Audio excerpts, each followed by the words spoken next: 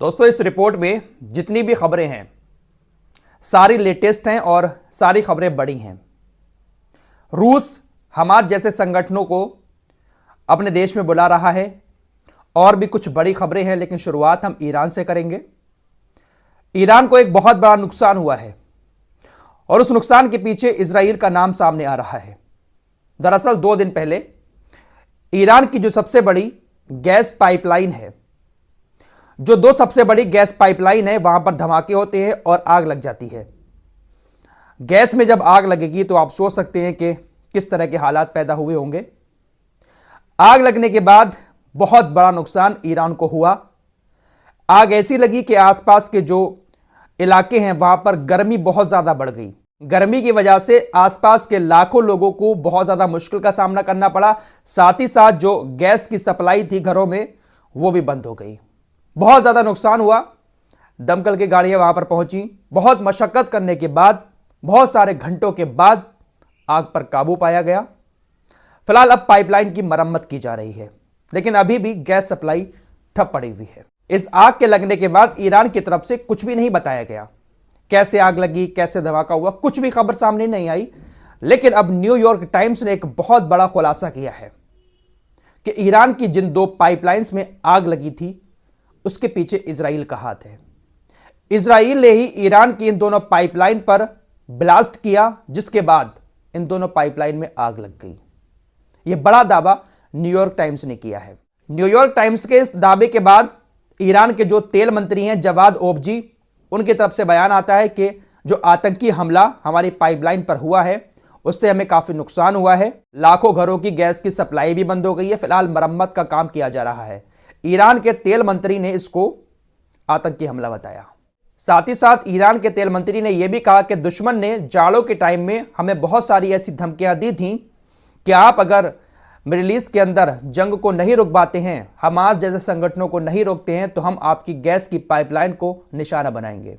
पिछले साल ही एक अमेरिकी सीनेटर्स ने भी यह बात कही थी कि अगर ईरान हमास, हिजबुल्लाह और हूती जैसे संगठनों को नहीं रोकेगा तो फिर सभी देशों को मिलकर ईरान की गैस की पाइपलाइन को निशाना बनाना चाहिए।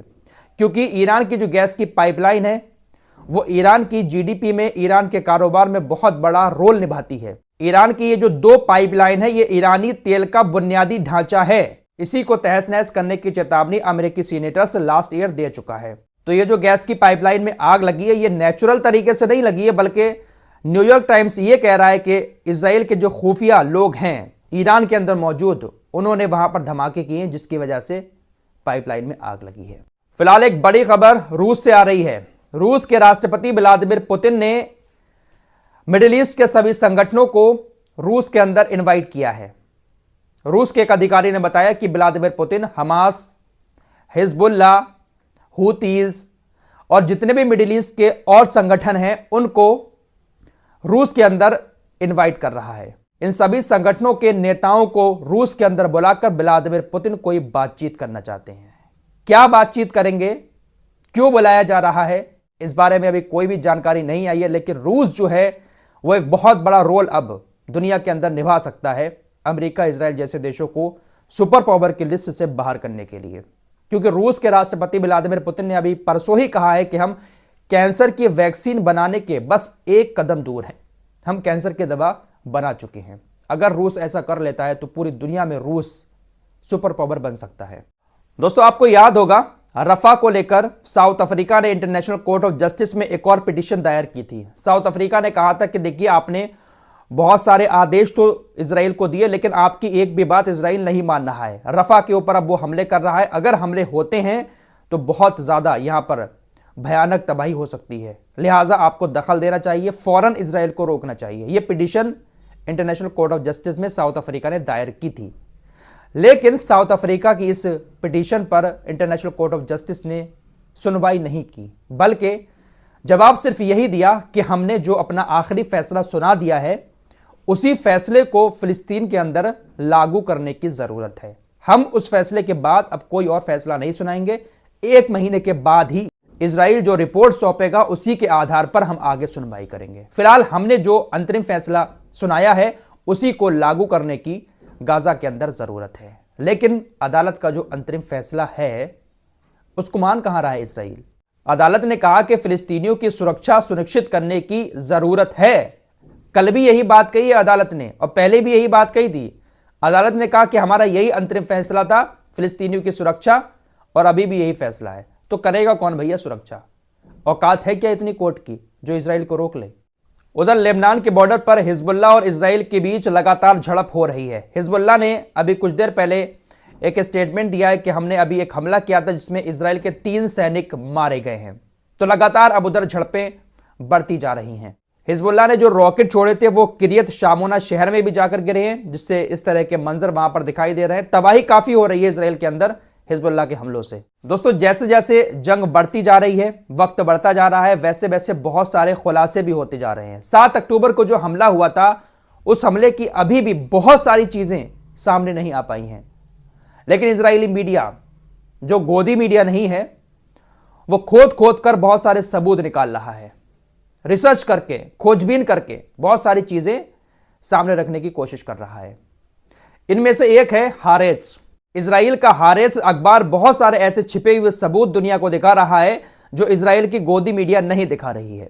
हारेत्स अखबार लिखता है कि हमास ने 7 अक्टूबर को जिस जगह पर हमला किया था वहां पर इजराइल ने 12 टैंक तैनात किए थे, साथ ही साथ 400 इजरायली सैनिक भी तैनात थे। लेकिन ये सैनिक कहां गए कुछ पता नहीं है। तकरीबन 300 सैनिक या तो मर गए या उनको हमास पकड़ कर ले गया।